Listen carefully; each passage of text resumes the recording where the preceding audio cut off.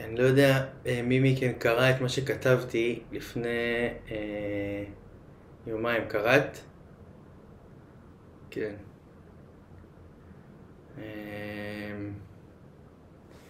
אז אני אדבר בהמשך לזה, וככה מה שבא לי להגיד על הדברים שאני הולך להגיד זה take it or leave it. לא בא להגיד איזה משהו אמיתי וצודק ונכון, אלא באמת לחלוק איתכם מהרהורי ליבי בכנות, מתוך החוויה האישית שלי, ולא מתוך איזה מקום שבא להציע לכם איזושהי תקנה, כאילו איזשהו תיקון כרגע, כן? הוא מעניין שעלתה לי המילה תקנה. מה זה המילה תקנה? תעזרו לי רגע. חסר תקנה. מה זה חסר תקנה? באמת תעזרו לי רגע. אם אתן יודעות מה הביטוי הזה בעצם אומר.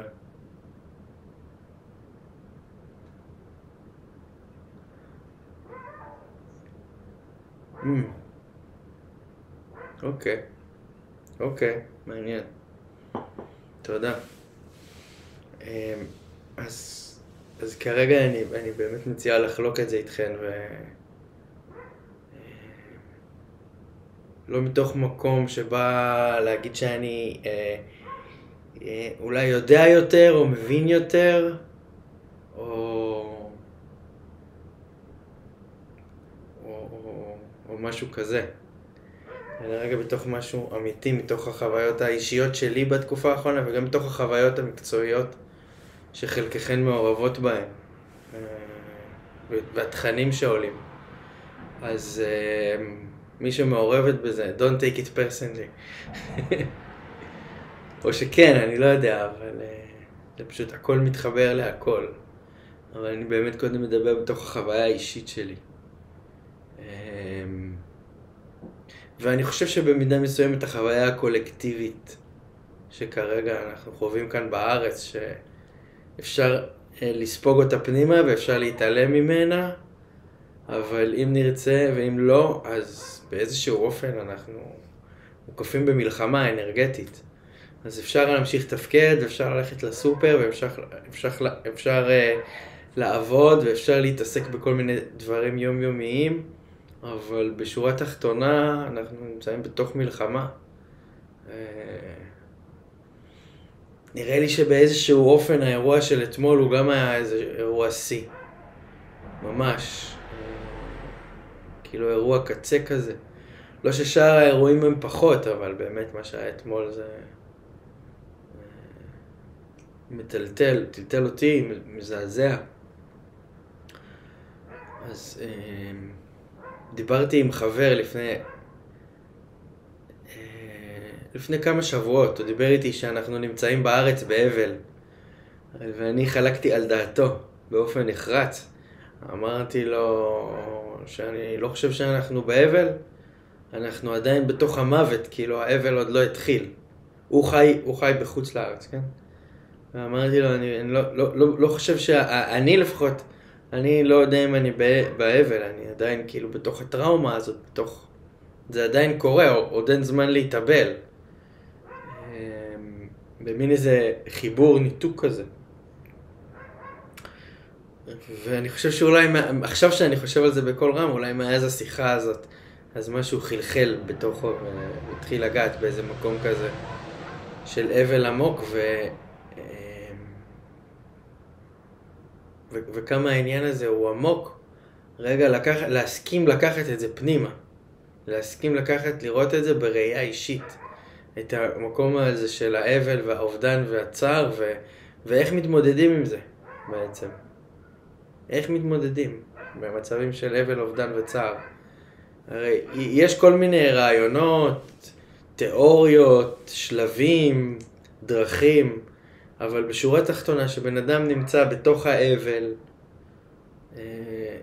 הוא נמצא בתוך האבל, וכל הביטוי הזה משתתף בצערך, הוא ביטוי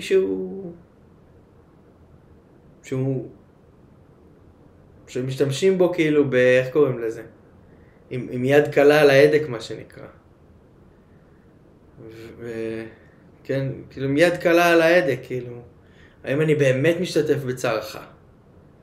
שאני בא לנחם מישהו, כן? או שהרבה פעמים, וגם אני יכול להגיד שאני מכיר את זה בחוויה האישית שלי, זה ללכת לנחם מתוך איזשהו חוסר אונים שלי מול הדבר הזה. כן, מול המקום הזה. או מתוך מחויבות, אפילו. מתוך מחויבות כזה, אני חייב ללכת, כי כזה לסמן וי. כמו בהרבה מקרים, גם בחתונות זה יכול להיות. כן? במקום הזה של משתתף בשמחתך. כן? האם אני באמת שותף לשמחה של הבן אדם שמתחתן? עד כמה הוא באמת קרוב אליי? כן? הרבה פעמים הולכים לחתונות. תוך מחויבות של אנשים שלא ממש מכירים, של קרבה כזה רחוקה. לא מאיזה מקום שיפוטי. ככה זה בחברה, ככה זה בתרבות. אחלה, זה באמת אחלה הזדמנות לפגוש אנשים שלא רואים הרבה זמן, והם משפחה. אין סופו של דבר, מכל המיליארדים של אנשים על כדור הארץ, האנשים האלה באופן יחסי הם מאוד מאוד קרובים אליי, באופן יחסי לאנשים שאני בכלל לא מכיר. אבל לא תמיד אני ממש שמח בשמחתן, כאילו אני לא ממש מקורב או מכיר והולכים מתוך מחויבות. וזה בסדר, כן? לא במקום שיפוטי. וזה מתחבר, המקום הזה של להשתתף בצערך או לשמוח בשמחתך. ואז אם לוקחים את זה פנימה באמת, את מה שנקרא עיקרון המראות והשלכה, ולהבין שמה שאנחנו רואים בחוץ זה העולם הפנימי שלנו, זה עמוק, כי מה שאני רואה בחוץ זה אני משליך את העולם הפנימי שלי. זה שיש עכשיו אנשים שמתחתנים או אנשים שנהרגים ואנשים באבל זה אמיתי. אבל אני משליך את הדברים החוצה מתוך העולם הפנימי שלי. ואז דרך זה אני יכול רגע להיזכר בעצמי. ואז אם קשה לי להשתתף בצער של מישהו אחר, לשאול את עצמי עד כמה אני באמת משתתף בצער שלי. עד כמה אני מכיר בצער שלי. כן, בצער שלי על כל מיני אובדנים בחיים. לאו דווקא של אנשים. ממש לאו דווקא של אנשים.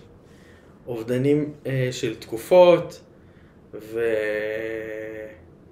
ובסופו של דבר, כאילו אם ניקח את זה רגע לקצה, עד כמה אני מוכן להשתתף באובדן של הסבל שלי, כדי להפסיק לסבול. כי אם אני לא אשתתף בצער, אם אני לא אפרד מהסבל שלי, ואני כביכול לא יעשה לו הלוויה ולא יישב עליו שבעה, אז הוא יישאר כאן, אני צריך להיפרד ממנו, מהסבל שלי, כן? ואז כדי לא לגעת בסבל, אז אני עושה דברים נגיד כדי לברוח מהסבל. כאילו במקום להשתתף בצערי, אז אני בורח מהצער שלי, ואז לפעולות האלה זה מה שאני קורא אכילה רגשית. רובכן כבר מכירות קצת את השפה שלי, אז נראה לי כולכן, אז זאת האכילה הרגשית. שאני בורח מהצער, לתוך איזה מקום של אכילה רגשית, כולל ניסיון להבין את עצמי, או להסביר את עצמי, לאנשים אחרים או לעצמי. כן, עכשיו, בזמן האבל, זה לא זמן להסביר למישהו מה קורה, כן? שזה אחלה גם בזמן האבל להתעסק גם בכל מיני סיפורים, כן? להגיד לעצמי שהכל מדויק וכל מיני אמירות כאלה של אבל, של אלוהים לוקח את הטובים והנשמה חזרה הביתה וכל הדברים האלה שהם יכולים להיות נכונים ויפים, כן? אבל בזמן האבל מה זה משנה? כאילו, למי אכפת? זה פשוט כואב. זה פשוט, זה כל כך כואב שקשה להכיל את הכאב הזה שמנסים בעצם לרכך אותו. והניסיון לרכך אותו הוא בעצם ההפך מהפעולה שיכולה להוליד חופש. שנייה רגע.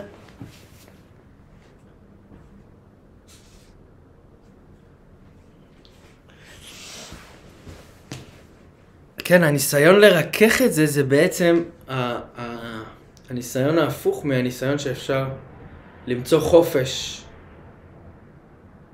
בהתמודדות עם סבל בחיים. ועכשיו אם אני רגע אקח את זה לבודהיזם ולמדיטציה, אז המדיטציה לא באה בעצם להביא אותנו לניסיון לרכך את המצב באופן ישיר, אלא אולי לרכך את המצב באופן עקיף. היא באה לתת לנו אפשרות בעצם וכלים ודרכים לפגוש את הסבל בצורה מחבקת. כביכול, זה כבר בשפה שלי.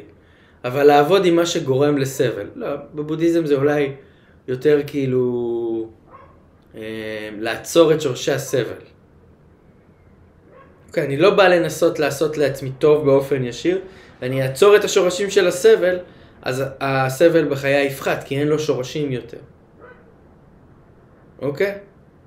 אז כשאני מתרגל מדיטציה, אני לא בא עכשיו להירגע. אני בא לעבוד עם הקושי. ואם יהיה לי נעים, אז אחלה, זכיתי. כן, השבוע עשיתי שיעור מדיטציה באחת הקבוצות שאני מלווה, ופשוט מה שעשינו זה בלגנו את כל הכיתה, ממש בלגן היסטרי בכל הכיתה, ואז הם התחלקו לקבוצות. הייתה את הקבוצה שמסדרת, את הקבוצה שמבלגנת ואת הקבוצה שמתבוננת, כדי לראות את הכוחות שפועלים בתרגולי מדיטציה. עכשיו, אלה שמסדרים, אם הם ימשיכו לסדר בזמן שאלה ממשיכים לבלגן, אז בחיים לא יהיה סדר. כי על כל סדר של X יש בלגן של X. ואז אי אפשר לעצור את הגלגל הזה. זה ברור עד כאן? ברור? עכשיו, הדרך היחידה לסדר את הכיתה, זה שהאנשים שמסדרים יצליחו לגייס את אלה שמבלגנים לעזור להם. אם הם יצליחו לגייס אותם לעזור להם, אז מאזן הכוחות משתנה. כן, הם הפסיקו בעצם את הסבל. אבל אם אני אמשיך בכוח לסדר כל הזמן בזמן שהם מבלגנים, אז זה חסר סיכוי. לצורך העניין, זה אותו מספר אנשים שמבלגנים, ואותו מספר אנשים שמסדרים. בסדר? אז זה די חסר סיכוי להצליח לסדר את הכיתה. הדרך היחידה זה לגייס והם גם מתחלפים ביניהם כל הזמן בקבוצות. כן? הם לא נשארים באותם קבוצה, הם מתחלפים. אלה שבלגנו סדרו, אלה שמסדרים מבלגנים, אלה שמתבוננים מבלגנים. אוקיי? זה ברור עד כאן? הדרך היחידה לעשות סדר זה לגייס את הסבל. לגייס את מה שמפריע לי, שיהיה לטובתי. עכשיו, למה האבל במצב של אובדן, למה הוא כל כך קשה? כי הייתה שם אהבה מאוד מאוד גדולה. וככל שהאהבה שהייתה לפני האובדן יותר גדולה, ככה האבל והצער באובדן הם יהיו הרבה יותר גדולים. זה ברור? הנקודה הזאת? ככל שאני אוהב משהו יותר, אז שאני אאבד אותו, הכאב שלי יהיה גדול יותר. נכון? הגיוני? זאת אומרת שהמהות של הכאב של האובדן זו אהבה. ואז משם גם יכולה לצמוח אהבה. אם אני אסכים באמת לגעת בכאב הזה. רק שזה כל כך מורכב לגעת בכאב הזה, והתודעה מייצרת כל כך הרבה מעקפים, ובמידה מסוימת אני אגיד ממקום לא שיפוטי, גם החברה מייצרת הרבה מעקפים. בסדר? היום הרבה אנשים מציעים דרכים להקל על הכאב שבאובדן במקום רגע לצלול לתוכו פנימה. כי זה באמת מפחיד, זה באמת קשה, זה באמת כואב, זה באמת נראה כמו dead end, סוף העולם, גיהנום, כזה.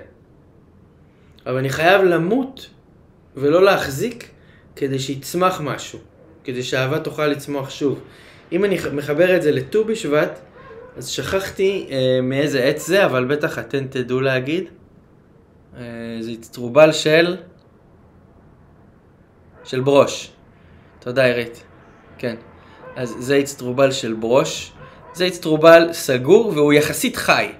למרות שהוא מצאתי אותו על האדמה, אבל הוא יחסית חי, אפשר לראות שהוא ירוק, והצבע שלו, גם כאילו הצבע של האצטרובל עצמו הוא גם יחסית ירוק חום כזה. נכון? יחסית חי. סגור, כאילו, אפשר להגיד, נקרא לזה ככה. עכשיו, ברגע שהוא יתייבש, והוא מכיל את הזרעים שיכולים ליצור ברוש חדש, נדמה לי. כן, יש בתוכו זרעים שיכולים ליצור ברוש חדש. אבל בשביל לשחרר את הזרעים האלה, הוא צריך למות. כן, הוא צריך להתייבש, למות ולהיפתח.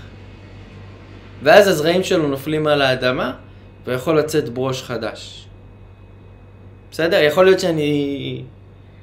זה הרעיון, אני חושב. לא ניסיתי את זה אף פעם, אבל נשמע הגיוני, נכון? בואו נלך רגע במקום הזה. עכשיו, מה שקורה הרבה פעמים באבל ובאובדן, משאירים את זה סגור. זה נשאר סגור, אנחנו סוגרים את הכאב, אני סוגר את הכאב בתוך הלב, כן? וזה הרבה כאבים, הרבה אובדנים גם של דברים מהילדות. אפילו זה יכול להיות אובדנים של הפראיות, של השמחה, של האהבה, אם נלך עד הסוף אחורה, אז האובדן של הקשר הסימביוטי עם אמא, שאמא כל הזמן הייתה שם רק בשבילי, או יותר עמוק, האובדן של התחושת אחדות ואלוהות ברחם. אוקיי? להיפרד מהחוויה הזאת. עוד לפני שכביכול הייתה לי מודעות. ואחר כך יצאתי לעולם וקראו לי כל מיני דברים שגרמו לכל מיני כאבים. בסדר? כל מיני פצעים, אפשר לקרוא לזה טראומות. ואז זה סגור. אם אני לא פותח את זה, זה נשאר סגור, וכל פעם שאני אתקרב לזה, אז אני אנסה לברוח מהצער שלי, דרך כל מיני סיפוקים רגעיים. שאני קורא להם אכילה רגשית. או התמכרות לריגושים, התמכרות לאדרנלין. אוקיי? דברים כאלה.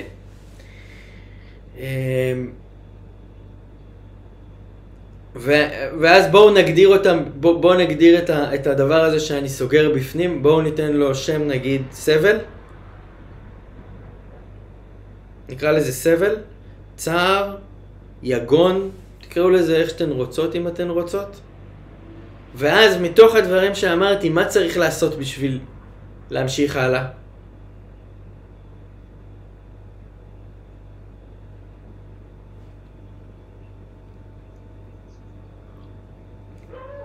עוד לפני זה.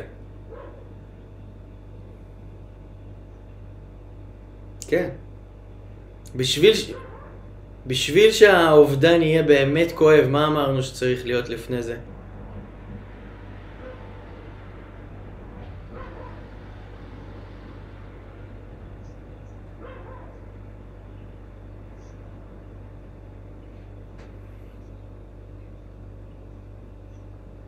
בדיוק.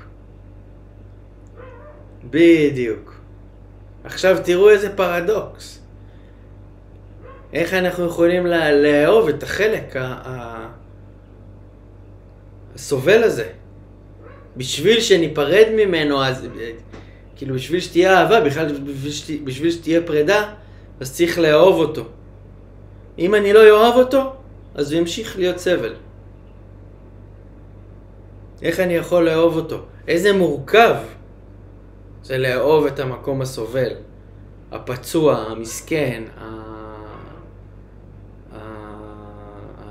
עצוב. עצוב זה אפילו נגיד מילה, כאילו הצער, איך אומרים צער לא יודע. הדיכאוני. אומללות, וואו. היי אדווה, טוב לראות אותך. אומללות, וואי, לגמרי. וואו. כן, אז קחו, אני שוב, כמו שאמרתי בהתחלה, לא מנסה להכניס לכם מילים לפה.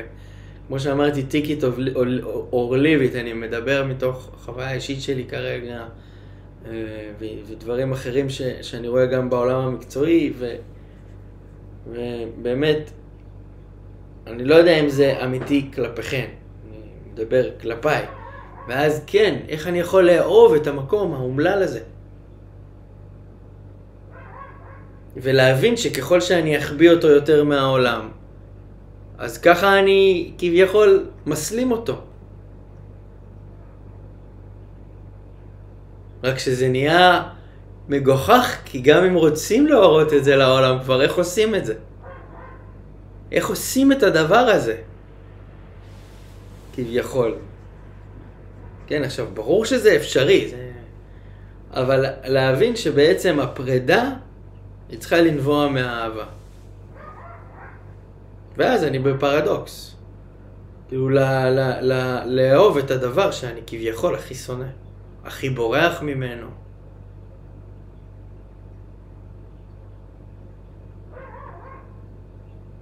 ולהסכים באמת כביכול להשתתף בצערי. כן, בגלל זה גם קראתי למה שכתבתי לפני כמה ימים, משתתף בצערי. אני חושב שזה. אבל... כן, לפני שמשתתפים בצער של מישהו אחר. כן.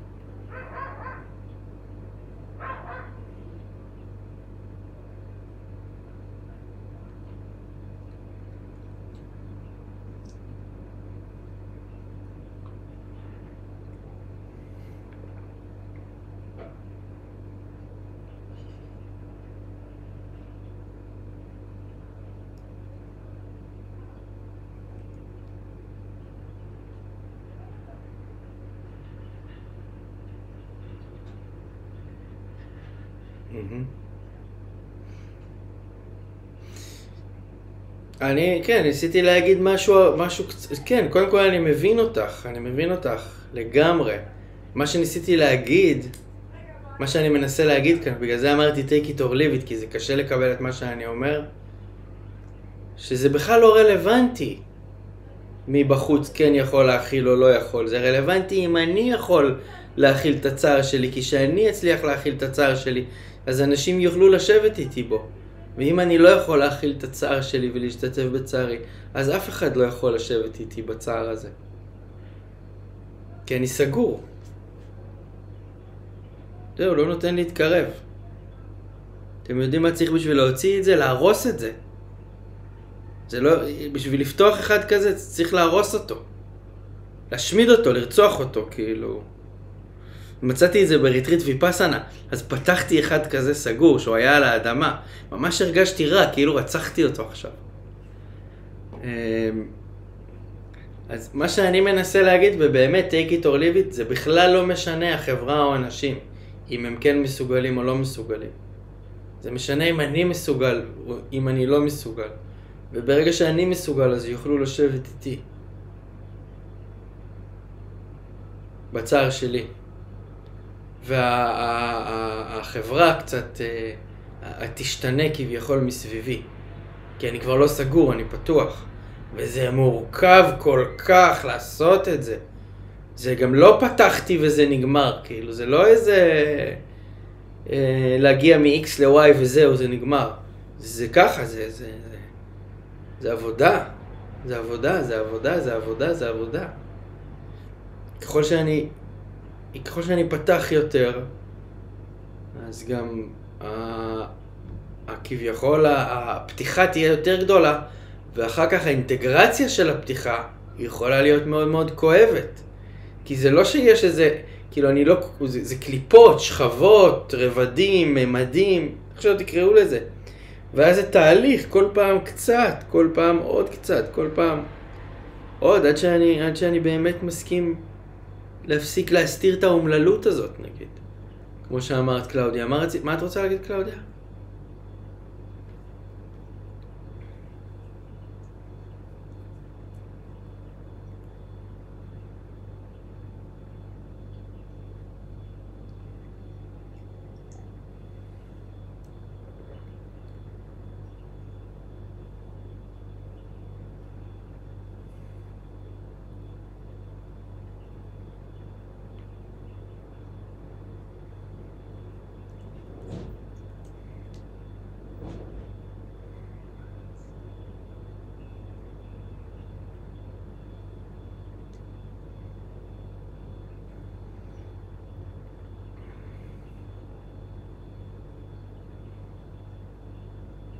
Mm-hmm.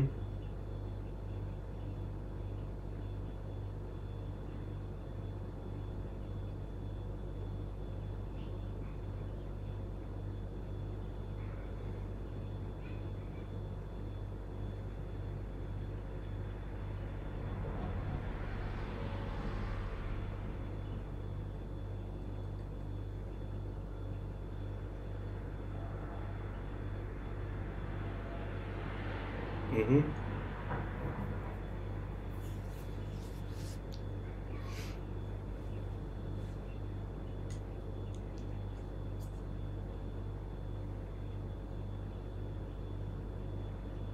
Mm-hmm.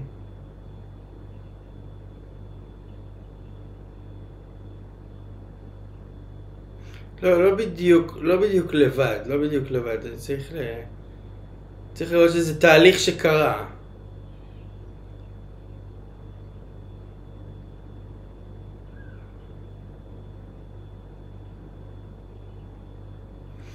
גם, אבל זה נכון מה שאתה אומרת, זה יפהפה. גם כדאי לקרוא בהקשר הזה את הספר המוות חשוב לחיים של אליזבת קובלר-רוס, שעובדת עם ילדים שמתמודדים עם מחלות סופניות, או עם ילדים שהאחים שלהם עם מחלות סופניות, או ילדים עם אובדן ושכול. ואז כאילו איך הילדים באמת מגיבים למוות, וכמה הם באמת הרבה יותר פתוחים. כן, ואז זה נהיה, כמו שאת אומרת, החומות האלה, זה נהיה כמו איזו תחרות ביני לבין עצמי, כמה אני מצליח לשים את החומה יותר, ואז זה נהיה יותר מהיר גם, איזה קצב של, רגע, אפשר לעצור שנייה? כאילו אפשר רגע לעצור שנייה את הסבל הזה בחיים? אפשר שנייה לעצור, ליהנות? שנייה? רגע, נמשיך אחר כך, אבל רגע, בואו נהנה שנייה. במקום לנסות בעצם להרגיש יותר טוב כדי לא לגעת בסבל. כן, זה כאילו רגע המקום הזה שמוכן לשחרר שליטה ולהסכים לגעת כביכול. אני כרגע מדבר על הדברים, כן? זה לא... זה באמת, ולתת רגע איזה טבילת אש, אני אקרא לזה, טבילת אש במקום של האומללות הזאת. תפסתי קצת את המילה אומללות, קלאודיה, כי זה חזק, זה להסכים, כאילו להסכים רגע להיות אומלל, אבל בלי להאשים את כל העולם באומללות שלי.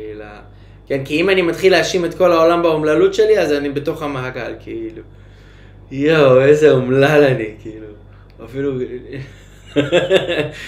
אפילו הנה, תראו, אני אומר את זה ואני צוחק כדי להסתיר, אני לא שם, אני לא במקום הזה כרגע, אבל הוא קיים בתוכי. את מוזמנת.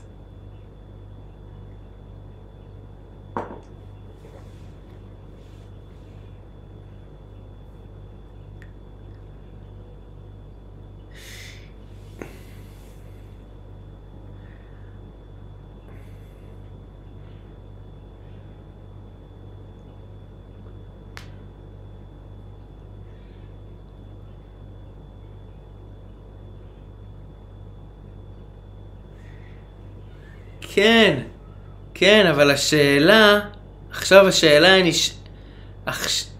עכשיו השאלה שאני שואל, זה האם זה באמת כל כך, אני לא חושב שעשינו את זה לעצמנו, כמו שזה קרה מתוך אבולוציה של האנושיות ושל הנשמה.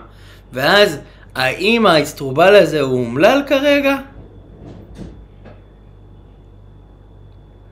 הוא חייב את השלב הזה, זה ספציפית אני כבר לא יודע כי הוא התנתק מהעץ, אבל הוא חייב להיות בשלב הזה עד שהוא יהיה מספיק חזק לשחרר שליטה ולמות לתוך החיים הבאים. עכשיו אני לא מדבר על לוותר על הגוף ולמות ולעבור לעולם הבא, אלא לוותר על להיות האני הסובל הזה. להסכים להיפרד מהאני הסובל הזה ולהבין שכל השכבות האלה לא בטוח שזה דבר רע או שלילי, הוא פשוט מאוד מאוד מאוד לא נעים. רק שאם אני ממשיך להיאבק בו ולנסות לחסות אותו בציורים יפים ובחיים נוחים ולא יודע, ולרכך אותו במקום לכאוב אותו, אז הוא ימשיך, אז כל פעם שאני מנסה לרכך אותו במקום לכאוב אותו, אני מסלים את המצב. ואיך עוצרים את הדבר הזה? איך עוצרים את ההסלמה הזאת? לא אומר עכשיו רגע אפילו שנייה איך מתקנים, איך שנייה רגע עוצרים את ההסלמה הזאת רק. אם אתן מזהות את ההסלמה הזאת בעצמכם, כן? אז לפני שרגע נרפא או נתקן משהו, שנייה לעצור את ההסלמה הזאת. שנייה רגע להסכים. במקום שמסכים רגע להתחיל לקבל את הקולות השליליים האלה, השיפוטיים. אין עכשיו, כל מי שסוגד לחשיבה חיובית זה בעייתי. כי אי אפשר לעשות את זה עם חשיבה חיובית באותו זמן. עכשיו, לא שחשיבה חיובית היא שלילית. היא שלילית שהיא באה לנסות לחסות על הפצע, ולא מתוך הפצע. כן? כי אז זה כמו להרוויח כל הזמן להכניס כסף בזמן שיש מינוס. אז אני כאילו לא באמת, הכסף לא נשאר אצלי ביד, הוא רק מכסה את המינוס. כן? ואז זה נגיד חשיבה חיובית על פצע סגור ומזוהם. זה כאילו כמו כסף שנכנס לחסות את המינוס ואני כל הזמן בהישרדות. לעומת כסף שמגיע בזמן שיש לי כסף, אז הוא נשאר אצלי, ואז אני בייש. ואז החשיבה החיובית היא משרתת בצורה אחרת. היא לא באה לחסות על משהו. ואז הדפוסי חשיבה יכולים להיות יותר דפוסי חשיבה, אבל הם באים ממקום ומטרה אחרת. וזה אומר לצלול לתוך הכאב, כאילו לעבור דרך תעלת הלידה, אם ניקח את זה ללידה.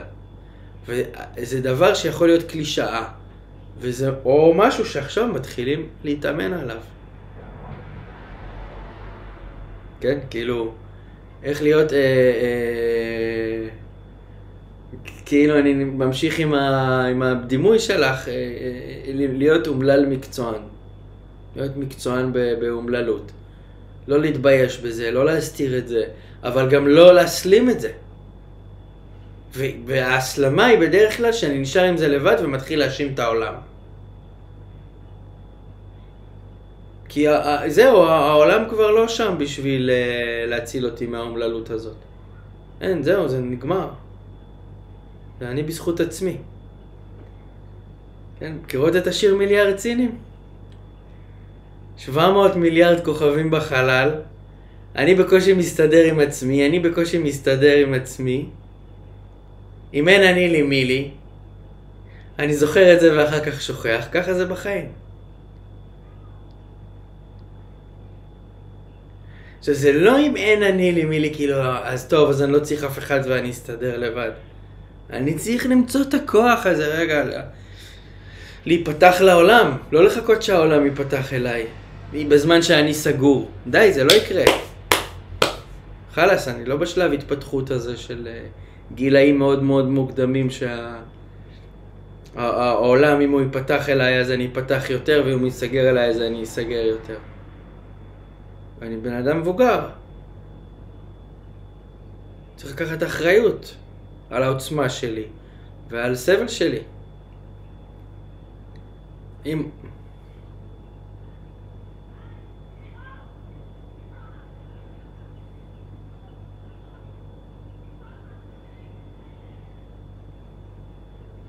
כן? כי להיות אמיתי זה חיובי בפני עצמו, בעיניי. הרי החיובי הוא שיפוטי. החיובי עצמו, כשלעצמו הוא לא אמיתי. כל מה שחיובי יכול גם להיות שלילי בעיניים אחרות. אז, כן.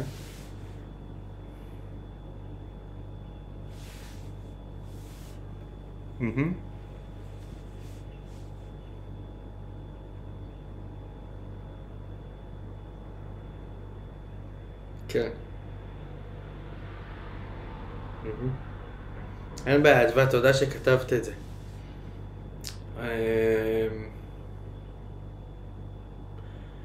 אז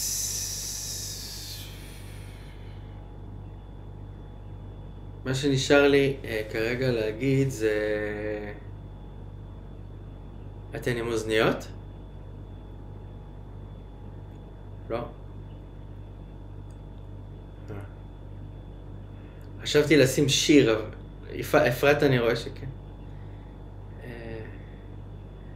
רגע, נראה לי שכדאי שצריך שכולם יהיו, כי אני רוצה לשים שיר, אבל... צריך שישמעו פשוט טוב. אם זה יהיה מהטלפון, זה נראה לי פחות חווייתי.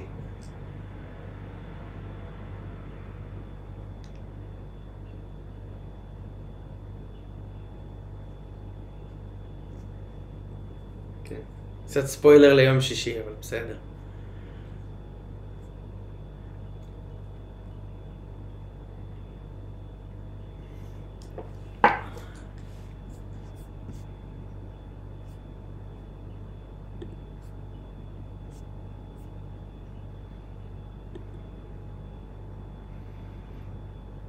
אז כאילו גם בלי אוזניות זה בסדר, פשוט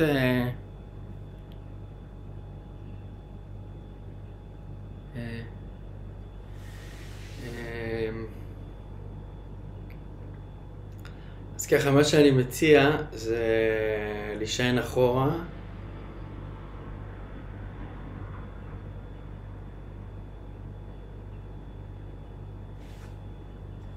את המיקרופונים אפשר לסגור, כן? להישען אחורה. אם בא לכם, כאילו להרגיש ממש בנוח ככה. לוותר על השליטה, לעצום עיניים.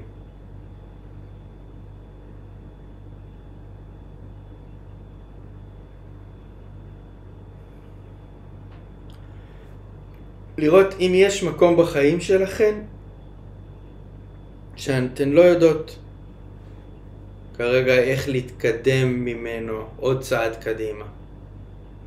שאתן מרגישות שהוא הקצה. אני לאו דווקא חייב להיות משהו קיצוני. אם יש משהו שאתן מרגישות שהגעתם לקצה שלו,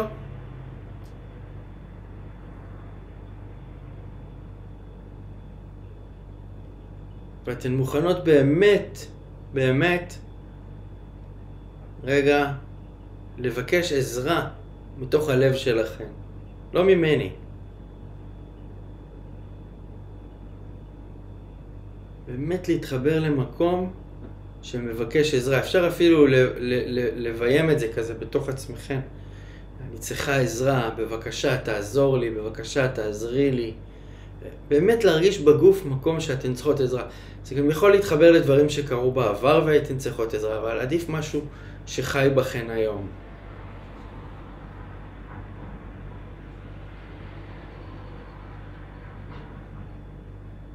ואם שום דבר כזה לא עולה, אז זה בסדר גמור.